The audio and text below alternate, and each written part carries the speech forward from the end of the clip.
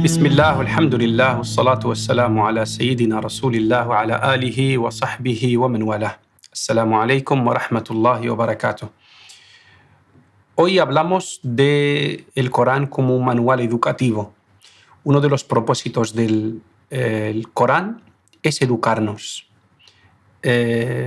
cambiarnos, transformarnos, ayudarnos a progresar, a mejorar, a superar nuestras debilidades y nuestros defectos.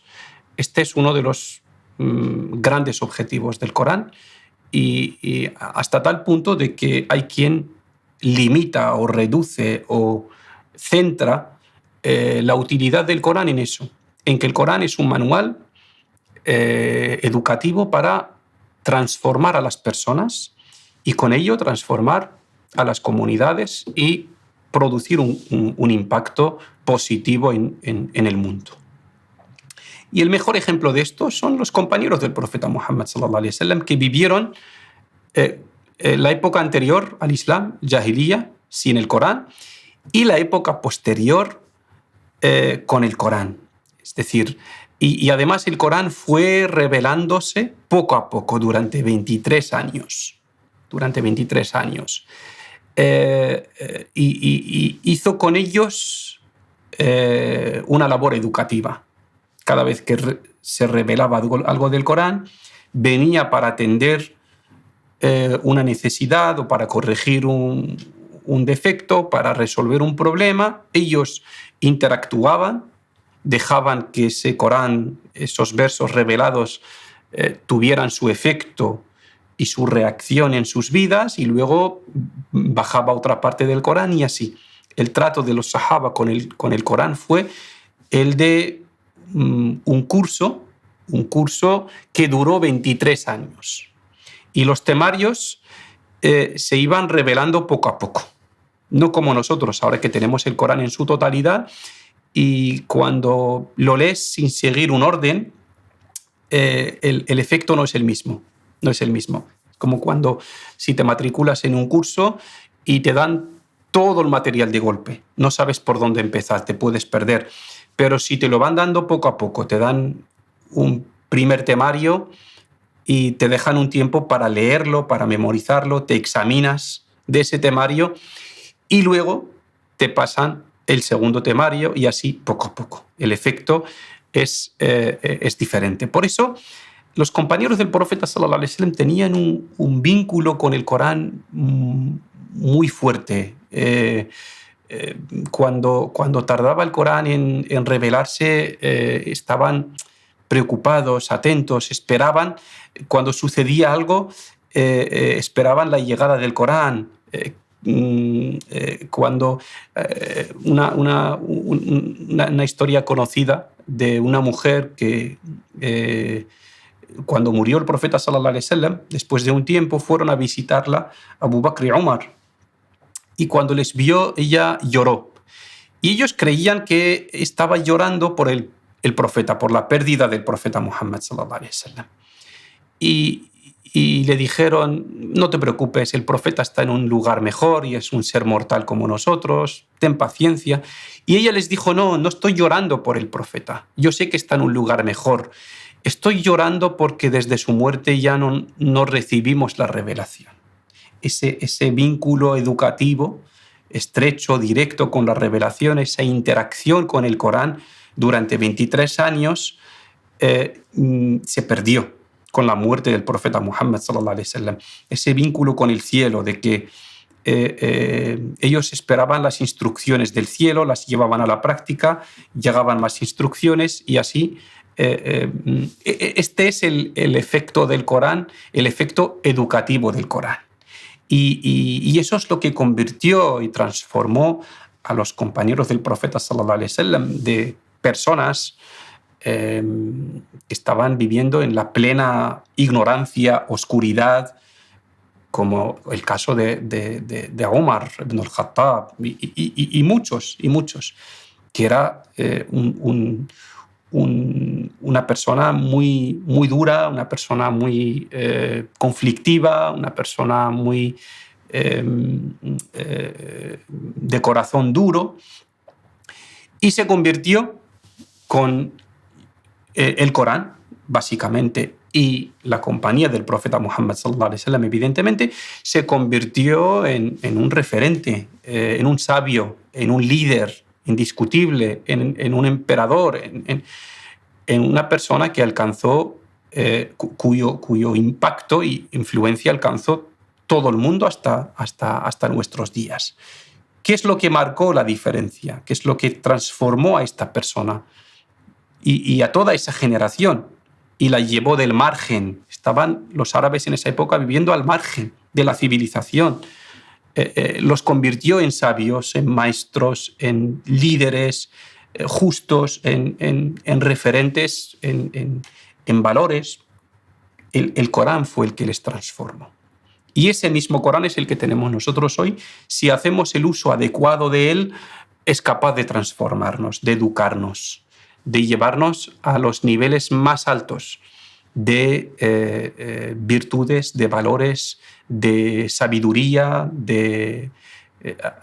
a los niveles más altos de la excelencia humana.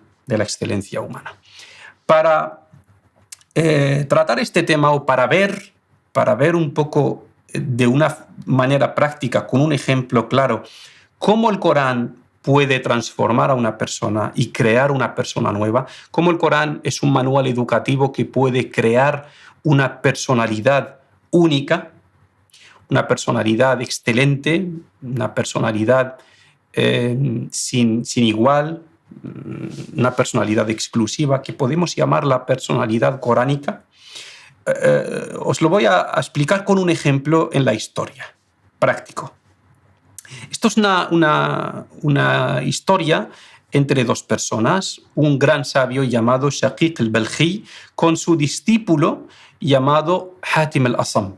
Los dos vivieron en el segundo siglo de la Hijra. Un día el maestro Shaqiq al-Balkhi le dijo a su discípulo Hatim al-Asam, le dijo: me has acompañado durante 33 años. Dime qué has aprendido en estos años. Dime las conclusiones de esta compañía. Y le dijo: he aprendido de ti en estos años 8 cuestiones, 8 temas. Y el hombre, el sabio, se sintió decepcionado. Le dijo: ¿cómo? En 33 años solo has aprendido 8 cuestiones, 8 cosas. La hawla wa la quwwata illa billah. Así. Y le dijo: bueno, cuéntame, ¿qué son estas 8 cosas que has aprendido de mí? Le dijo: la primera es que he observado un verso del Corán en el que Allah dice: y quien teme a su Señor e impide a su nafs seguir el placer, tendrá como destino el paraíso, tendrá como premio el paraíso. Dice: me he tomado este verso del Corán o desde mi convicción de que esto es la verdad, de que Allah habla con la verdad, me he tomado este verso del Corán como un método a seguir, como una regla en mi vida. Me he esforzado para apartar a mi alma del camino del placer, del deseo, y le he llevado al camino de la adoración a Allah hasta que se ha mantenido en él.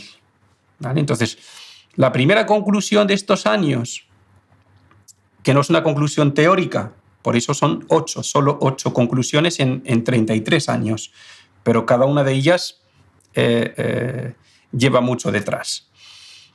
Dice entonces, la primera conclusión, que es una aya del Corán, en la que nos dice que si quieres el éxito en esta vida y en la otra, aparta a tu alma del camino del placer, de la pereza, del deseo, llévala al camino de la adoración a Allah. Somete tu alma a la obediencia a Allah, para que tengas en el más allá el paraíso como destino, y en esta vida el éxito y la felicidad.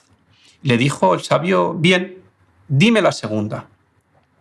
Dice, la segunda es que he observado en este mundo que todas las personas tienen otros seres como amados.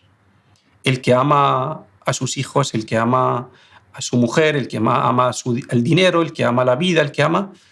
Cada uno se aferra a algo, se apega a algo. Y aquí habla del amor excesivo, el amor más grande, ¿vale?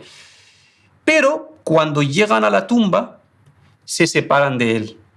Sus amados les abandonan, porque Allah dice en el Corán, volvemos otra vez al tema Corán, todo cuanto hay en ella desaparecerá o está condenado a desaparecer, excepto tu Señor. Dice, esta aya me ha enseñado que todo en esta vida, todo lo creado, tarde o temprano desaparece. Y por eso he preferido tomar como mi amado mayor, más grande, algo que no desaparece, que es Allah, algo que me acompañará después de la muerte. Es Allah. Y le pareció bien al sabio. La tercera dice, he visto que en este mundo, en esta vida, que cada uno, cuando tiene algo de valor, lo trata de conservar, de cuidar. Y sin embargo, el Corán nos dice, lo que vosotros tenéis desaparece y lo que está junto a Allah, permanecerá. Entonces, he aprendido del Corán, de este verso del Corán, que las cosas que me gustan, que son importantes para mí, entregárselas a Allah para que me las guarde. Él le pareció bien al sabio. Es decir, cuando algo tiene mucho valor, me gusta, lo doy fi sabilillah porque esa es la manera de conservarlo, esa es la manera de guardarlo, estará junto a Allah. La cuarta dice, he visto que las personas buscan la gloria, buscan el orgullo, buscan valor en su familia, en sus bienes, en otros seres. Y sin embargo, Allah nos dice en el Corán, ciertamente el mejor de vosotros es el que tiene taqwa. Y he procurado o me he esforzado para acumular el taqwa, dejando las otras cosas innecesarias que no me aportan valor.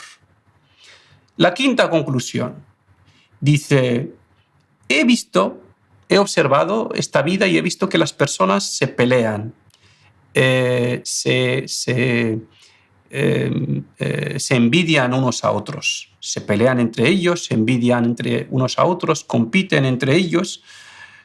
Y sin embargo, Allah nos dice en el Corán que Allah es el que ha decretado entre vosotros vuestras provisiones. Allah es el que hace reparto de la provisión. Por lo tanto, me he tranquilizado al saber que nadie me puede quitar mi provisión y he dejado la enemistad a las personas y la envidia a las personas.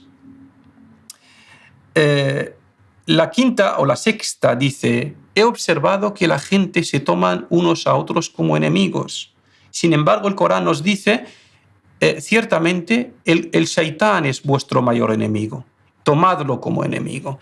Y he dejado la enemistad a las personas, tomando al Shaitán como único enemigo en mi vida. La séptima dice, he visto que las personas se humillan, se dejan humillar para obtener su rizq, su provisión. Se dejan humillar frente a otros, a un gobernador o a una persona de dinero, lo que sea, para obtener su provisión. Y sin embargo, Allah dice que Él se encarga de la provisión de cada uno. Allah promete que a cada criatura le llegue su provisión. Y por lo tanto, me he tranquilizado al saber que mi provisión está garantizada por Allah y me he dedicado a adorarle, que es la finalidad por la que Él me creó. Y por último dice, he observado esta creación, esta vida, y he encontrado que las personas confían en su dinero, en su comercio, en otras personas como ellos, pensando en su salud, pensando que eso les puede garantizar o les puede garantizar seguridad o bienestar. Sin embargo, en el Corán Allah nos dice: quien se encomiende en Allah, quien confía en Allah, Allah se encargará de él. Y entonces me he desatendido de todas las cosas y las personas a mi alrededor y he confiado plenamente en Allah, y entonces Él se encarga de todos mis asuntos.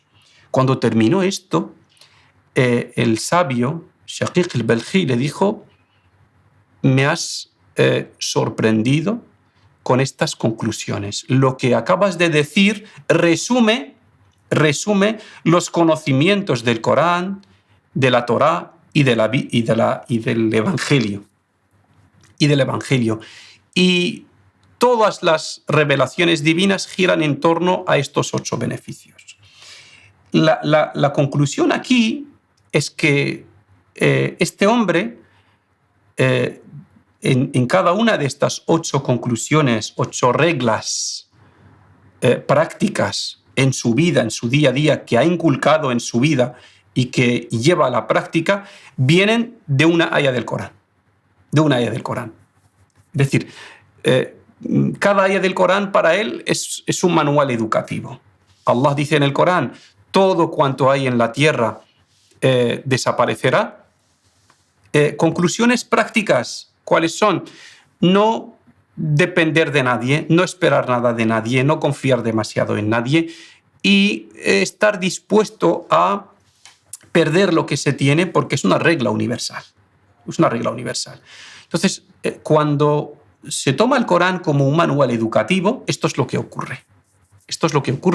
Que una aya se convierte en un bloque o en un temario, en una herramienta educativa que cambia nuestra conducta, cambia nuestras convicciones, nuestra forma de ver la vida, nuestra forma de relacionarnos con los demás, nos quita miedos, nos quita preocupaciones innecesarias, nos da tranquilidad. Una aya, para transformarla en acción, se pueden tardar años, que es lo que hizo este hombre. En 33 años sacó 8 conclusiones del Corán y las llevó a la práctica y le bastaron.